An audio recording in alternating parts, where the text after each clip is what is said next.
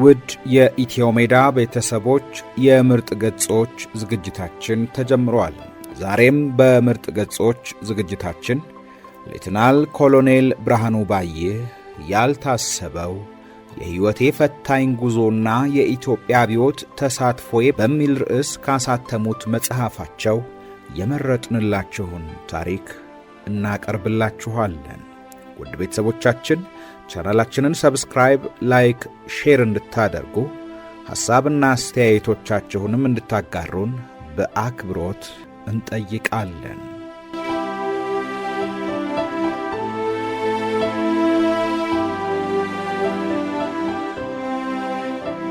ክፍል 22 የሰሞኑ የአዲስ አበባ ሁኔታና ውጥረት። ወያኔዎች አውሮፕላን እንዳይነሳና እንዳይበር የበረረ እንደሆነ እንደሚመቱት ማስጠንቀቂያ ሰጥተዋል። ይሁን እንጂ የኢትዮጵያ አየር መንገድ የውጭ በረራውን ቀጥሏል። የአየር ኃይል አውሮፕላኖችም ይበራሉ። ግን በወንበዴው ላይ ምንም ጉዳት የሚያደርሱ አይመስሉም። ይሄን የተገነዘብሁት ልጃችን እስክንድር ከዋሽንግተን ስልክ ደውሎ ሲያነጋግረኝ ነው።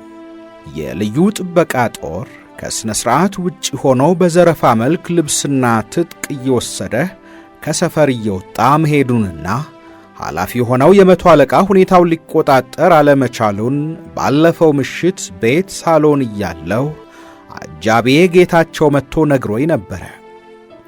እርሱም ኑሮ በዚያ ልዩ ጥበቃ ከጦሩ ጋር ነበረ። ሰሞኑን ሁኔታው መጥፎ ስለሆነ ቀንም ሌሊትም እኔን ለመጠበቅ ብሎ መሆን አለበት እዚሁ እኔ ቤት ረግቷል። ሾፌሩ አበራም አድራለሁ እያለ በግድ ነው የምልከው። ጌታቸው ወንደላጤ ስለሆነ ቢያድርም ችግር የለም። አበራ ግን ቤተሰብ ስላለው ነርሱን የመጠበቅም ኃላፊነት አለበት። ቀኑ ስለከፋ ዘራፊም ጠላትም ሊያጠቃቸው ይችላል። እንዲያውም በተወረሰ ቤት ውስጥ ስለሚኖሩ እዚያው ሰፈር የሚኖሩት የቀድሞ ባለ ንብረቶች በከፋ ዓይን ሲያዩት ኖረው ወደ ኋላ ልቀቁልን እስከ ማለት ደርሰዋል። የሁኔታውን መበላሸት እየተመለከቱ ድፍረት ተሰምቷቸዋል። ምድረ አድሃሪ አሰፍስፏል። ስለዚህ ነው አበራ ወደ ቤት እንዲሄድ ያደረግኩት።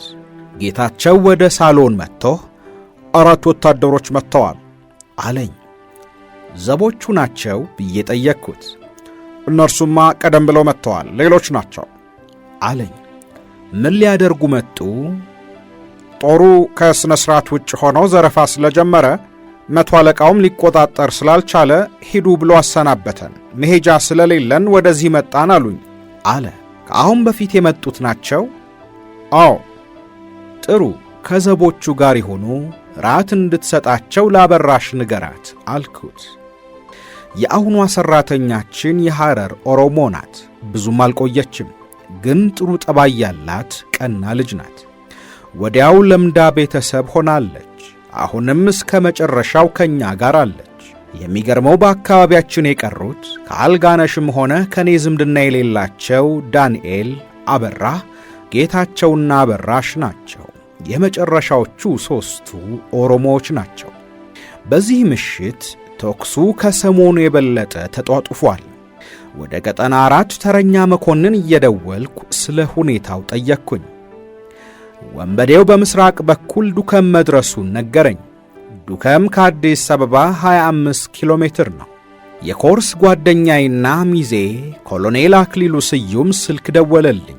ተደናግጧል።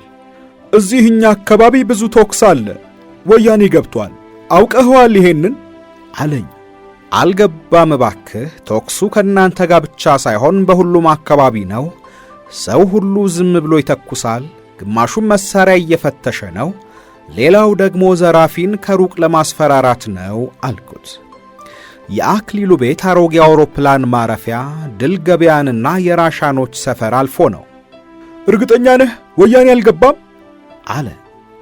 እኔ እኮ በየጊዜው ከዘመቻ መምሪያ መረጃ ይደርሰኛል፣ እኔም እየደወልኩ ጠይቃለሁ አልኩትና ተሰነባበትን። ለመጀመሪያ ጊዜ መኝታ ቤት ብቻዬን ሆንኩኝ። በሌላ ጊዜ ባለቤቴ ባትኖር እንኳ ከልጆቹ አንዱ ወይም ሁለቱ እየመጡ አብረውኝ ያድሩ ነበር። በመሆኑም አልጋው ሰፋብኝ፣ እንቅልፍም አልወስድህ አለኝ። ሌሊት ወደ 8 ሰዓት ላይ ስልኩ ጮኸ። አነሳሁትና ሃሎ ስል ምን እያደረክ ነው አለኝ አዲስ ተድላ። ምን አደርጋለሁ ተኝቻለሁ አልኩት። ወያኔ አዲስ አበባ መግባቱን አውቀሃል አለኝ። ማን ነው ያለው? አልገባም አልኩት። ገብቷል፣ አውሮፕላን ማረፊያውን ይዟል። ውሸት ነው ባክህ፣ እኔ እኮ አሁን ከዘመቻ መምሪያዬ ተረኛ መኮንን ጋር ተነጋግሬያለሁ አልኩት። ታዲያ ምን አለ? ሁሉም ሰላም ነው፣ አዲስ ነገር የለም ነው ያለኝ። ለማንኛውም እንደገና ጠይቄ ደውልልሃለሁ አልኩትና ወደ ተረኛ መኮንኑ ስልክ ደወልኩኝ። ብርሃኑ ነኝ፣ ምን አዲስ ነገር አለ አልኩት። ምንም የተለወጠ ነገር የለም ጌታዬ አለኝ። ቦሌ አውሮፕላን ማረፊያ እንዴት ነው? ደህና ነው፣ ከጦሩ ጋር ግንኙነት አለን። አሁን ከ5 ደቂቃ በፊት ተነጋግረናል አለኝ።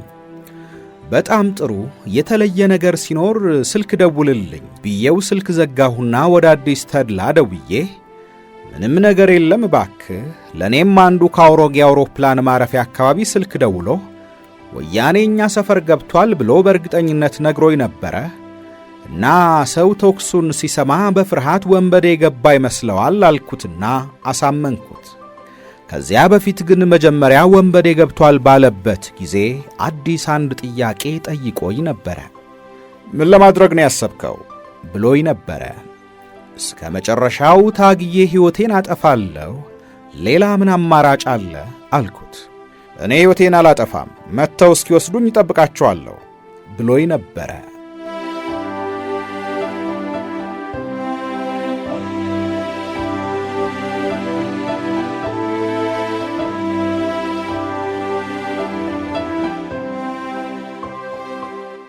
የመጨረሻው ሰዓት። የደርግ ከፍተኛ ባለስልጣናት ውሳኔዎች።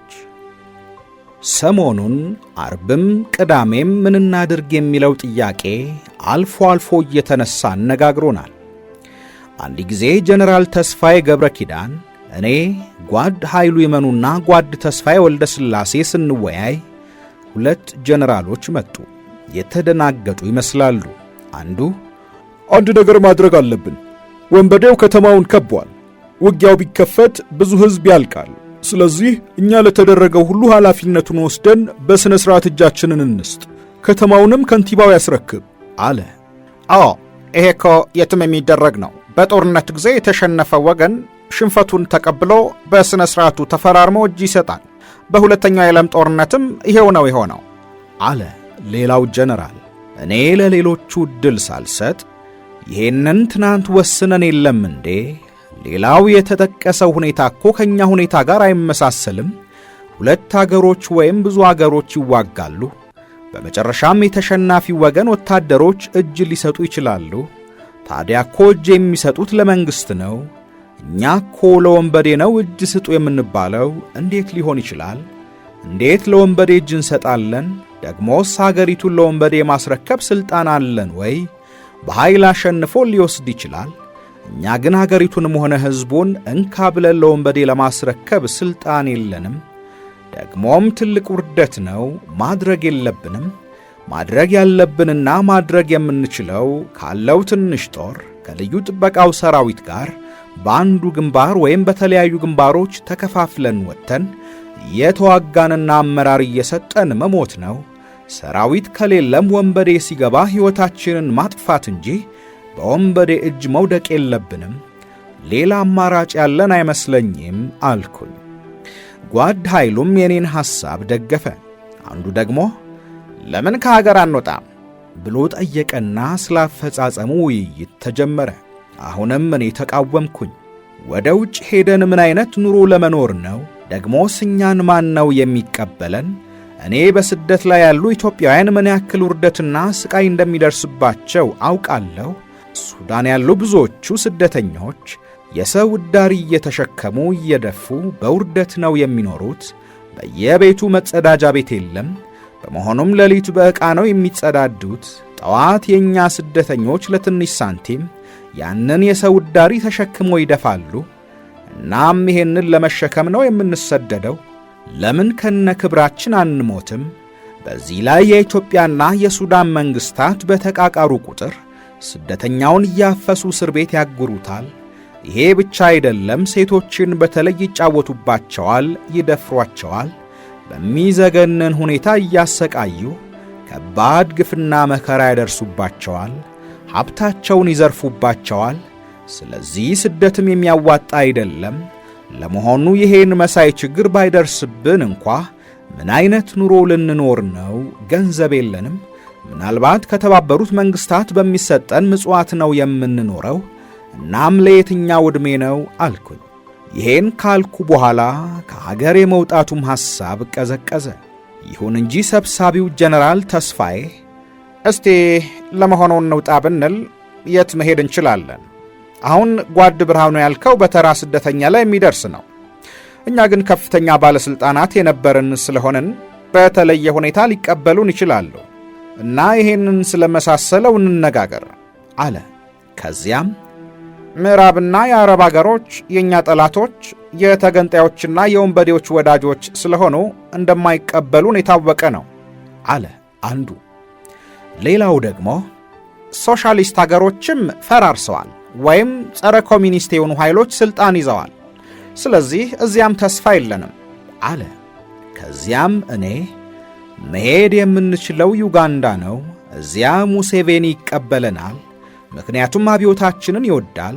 ደግሞም አሚንን ለመጣል ወሳኝ አስተዋጽኦ አድርገንላቸዋል። በእርግጥ በቀጥታ አይደለም፣ በታንዛኒያ በኩል ነበረ። ስለዚህ ሙሴቬኒ ይሄንን ውለታ አይረሳውም። ግን እንሂድ ብንልስ ለመሆኑ ሰራዊቱ ይለቀናል ወይ? ይዞ ከመለሰን የባሰ ውርደት ነው። አስሮ ለወንበዴ ያስረክበናል አልኩኝ። አይ እርሱ እንኳን ቀላል ነው። ወታደሩን ሁሉ ከዚያ ማራቅ ይቻላል። ትዕዛዝ መስጠት ነው አለ ጀነራል ተስፋዬ። እዚያ ብቻ እኮ አይደለም፣ በየመንገዱ ጦሩ አለ፣ ፍተሻም አለ። ባለሥልጣኑ ሁሉ ወደ ቦሌ ሲያመራ ሊወጡ ነው ብሎ ይጠራጠራል። ከዚያ ምን እንደሚደርስ አይታወቅም አልኩኝ። ግድ የለም፣ ይሄ አያሳስብም። ደህንነቱም ሁሉም በእኛ ትዕዛዝ ሥር አይደለም እንዴ አለ ተስፋዬ። ከዚያም እነማንን ይዘን እንሄድ የሚለው ሐሳብ ተነሣ። እኔ በተቻለ መጠን አደጋ ሊደርስባቸው ይችላል የሚባሉ የመንግሥትና የፓርቲ ባለሥልጣኖች ሁሉ መውጣት አለባቸው አልኩና አንድ በአንድ ሲመዘግቡ ቁጥሩ በዛ። ከሰራዊቱም ከፍተኛ አዛዦች ተጨምረዋል። ደግሞም የቤተሰብ ጉዳይ አለ። ግን ቤተሰብ ጨርቄን ማቄን ማለት አይቻልም ተባለ። ይሄ የሆነው ባለቤቴ አልጋነሽ ከመሄዷ በፊት ስለነበረ መቼም አልጋነሽን ትቻት አልሄድም፣ ወይ አብረን እንሄዳለን ወይ አብረን እንቀራለን አልኩኝ በልቤ። በመጨረሻም እኔ ያቀረብኩት ሕይወትን የማጥፋት ሐሳብ የተደገፈ ቢሆንም የለንደኑን የሰላም ውይይት ውጤት እንጠብቅ፣ ለማንኛውም የምንወጣ ቢሆን በጓድ ኃይሉ ይመኑና በጓድ ሽመልስ አዱኛ አማካኝነት ዝግጅት ይደረግ ተባለ።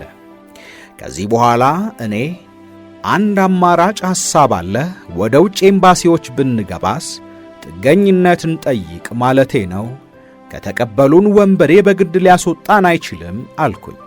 ሐሳቡ በመሠረቱ ተቀባይነት አግኝቶ የሶሻሊስት አገሮች ኤምባሲዎች እንደማያዋጡ፣ እምነት ሊጣልባቸው እንደማይችል፣ ከተቀበለ በምንም አይነት አሳልፎ የማይሰጥ የእንግሊዝ መንግሥት ነው ተብሎ በአንደኛ ደረጃ ተመረጠ። በሁለተኛ ደረጃ የአሜሪካ ኤምባሲ፣ በሦስተኛ ደረጃ የጣሊያን ኤምባሲ ተመረጡ።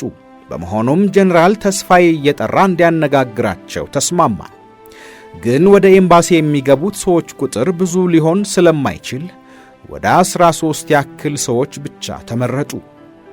ጀነራል ተስፋዬ አምባሳደሮችን ካነጋገረ በኋላ የአሜሪካ ኤምባሲ ጉዳይ ፈጻሚ አብዛኛዎቻችሁ ወታደሮች ስለሆናችሁ አይቻልም፣ ከአገር ከወጣችሁ ግን የአሜሪካ ቪዛ ሊሰጣችሁ ይችላል እንዳለ፣ የጣሊያን አምባሳደር በደስታ እንቀበላችኋለን ማለቱን፣ የእንግሊዝ አምባሳደር በአገር መኖሩ እየታወቀ በአገር የለም እንደተባለ ተነገረን።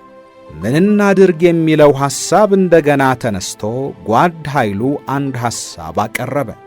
ጋዜጠኞች ጠርቶ መንግሥቱ ከሄደ በኋላ የተቃዋሚዎቹን ጥያቄ ሁሉ ተቀብለን በሰላም ለመጨረስ ብንሞክርም ተቃዋሚዎች አልተቀበሉንም፣ በጦርነት ለመጨረስ ወስነው ገፍተውበታል። ጦሩ ደግሞ ለመዋጋት ፍቃደኛ ስላልሆነና ስለፈረሰ በአዲስ አበባ ሕዝብ ላይ የሞቃዲሾንና የሞንሮቪያን የመሰለ እልቂት መከሰት የለበትም። ከእንግዲህ ምንም ለማድረግ ስለማይቻል ሕዝቡ ራሱን ይጠብቅ፣ ተቃዋሚውም በሰላም ገብቶ ይረከብ የሚል መግለጫ በጀነራል ተስፋዬ ይሰጥ። ከዚያም በዜና ማሰራጫዎች ተቀርጾ ወዲያው ወደ ኤምባሲ መግባትና መግለጫው ማታ እንዲለቀቅ ማድረግ ይቻላል የሚል ሐሳብ ነው ያቀረበው። ሐሳቡ ያለምንም ውይይት ተቀባይነት አገኘ። ሰኞ ግንቦት 19 ቀን 1983 ዓመተ ምህረት ጠዋት እንደተለመደው ከሾፌሬና ከአጃቢዬ ጋር መንግሥት ምክር ቤት ስደርስ ግቢው የተወረረ ይመስላል። አጥሩ በር ላይ ጥቂት ወታደሮች ብቻ መሳሪያቸውን ይዘው ተቀምጠዋል እንጂ በሥነ ሥርዓት አይጠብቁም። የጀነራል ተስፋዬ መኪና ወዲያው ደረሰች። እንደ ወትሮ በሌላ መኪና አልታጀበም። 3 ወታደሮች ብቻ አብረውት ነበሩ። በመኪናዎች ይጨናነቅ የነበረው ግቢ ወና ሆኗል።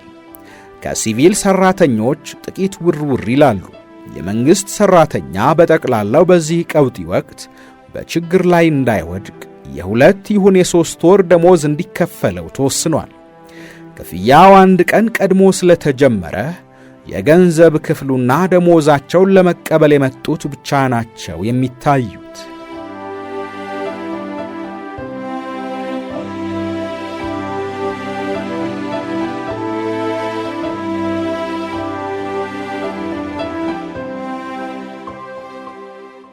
ሥርዓት አልበኝነት በቤተ መንግሥት።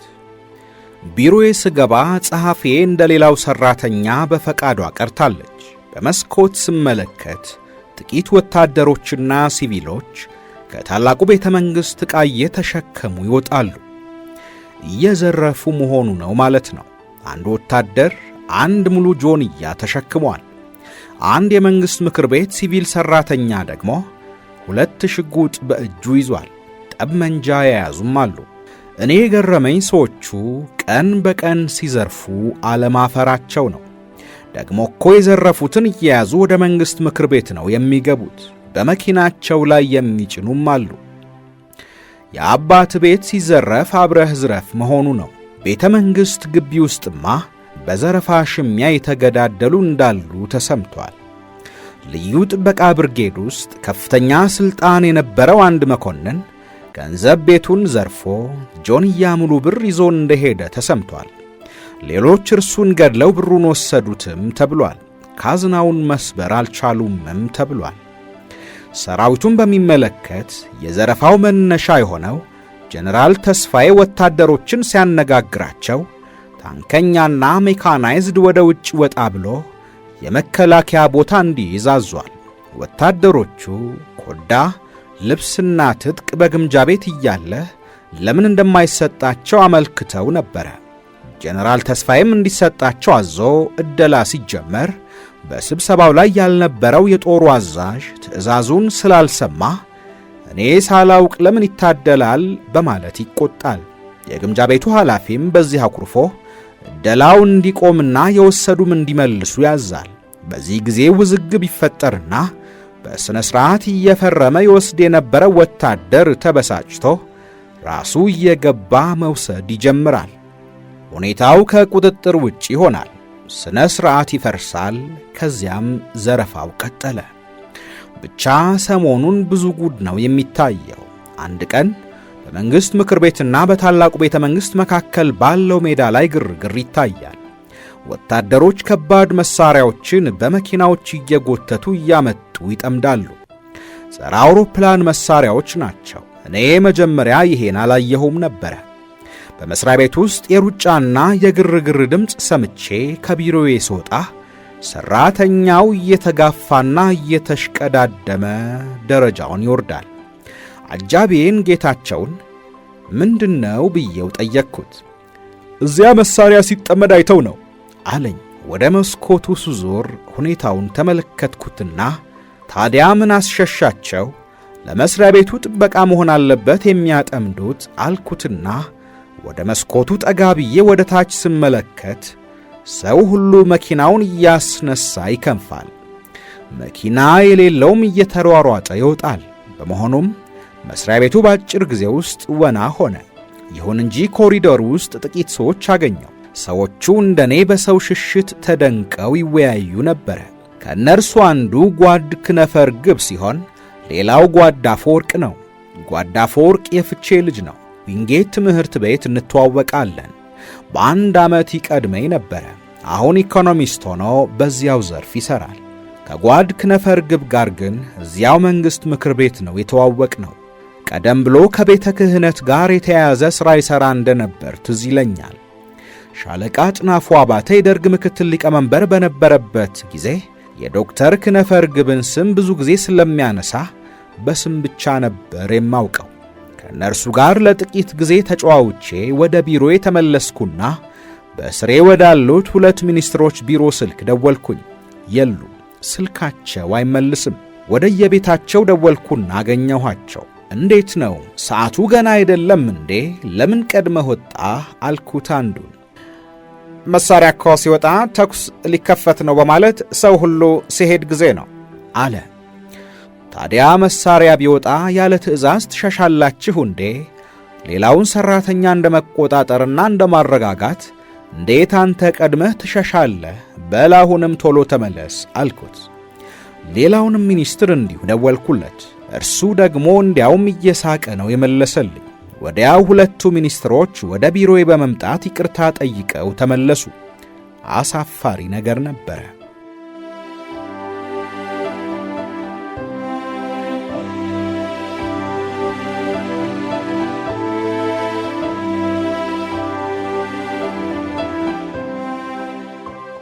ግንቦት 19 ቀን 1983 ዓመተ ምህረት ሰኞ ዕለት ነበረ።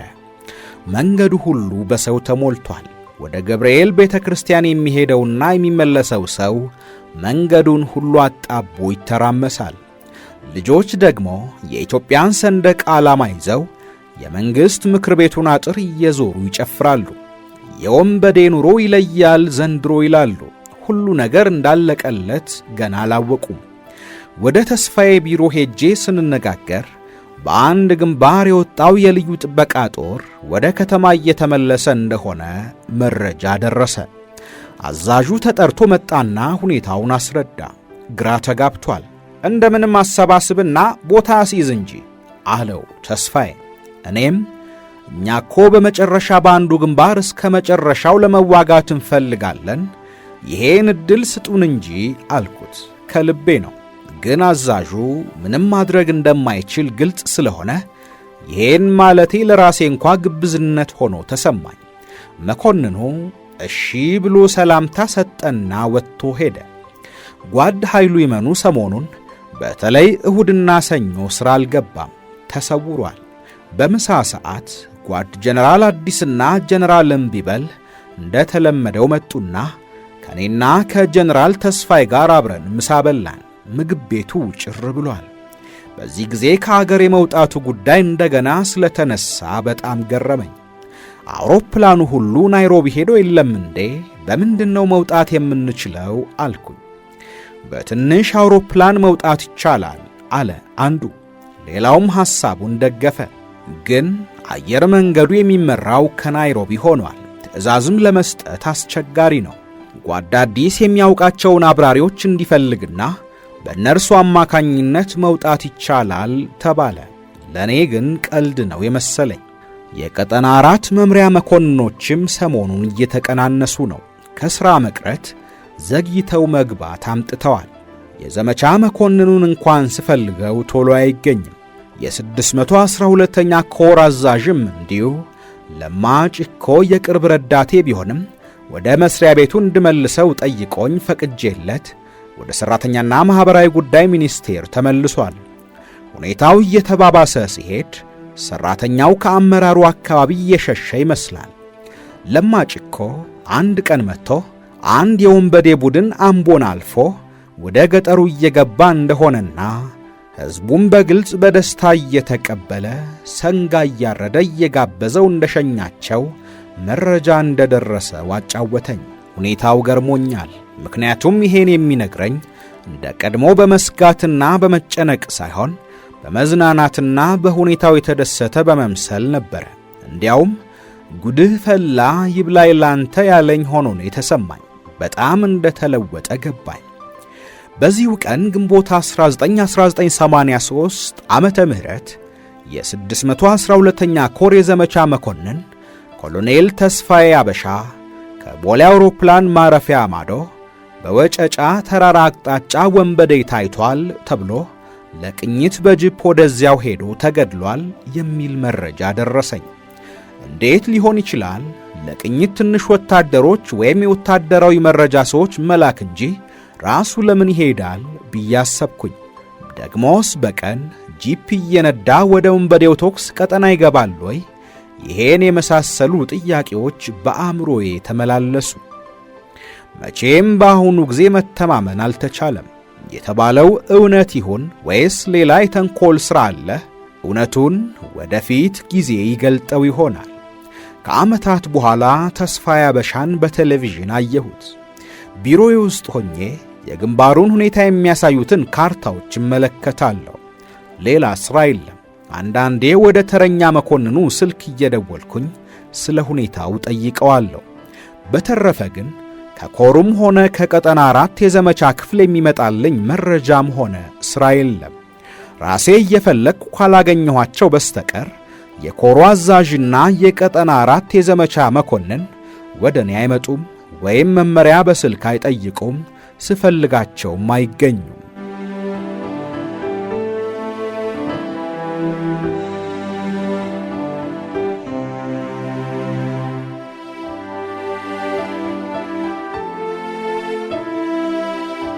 ውድ የኢትዮ ሜዳ ቤተሰቦች በምርጥ ገጾች ዝግጅታችን የጀመርንላችሁ ታሪክ አላበቃም።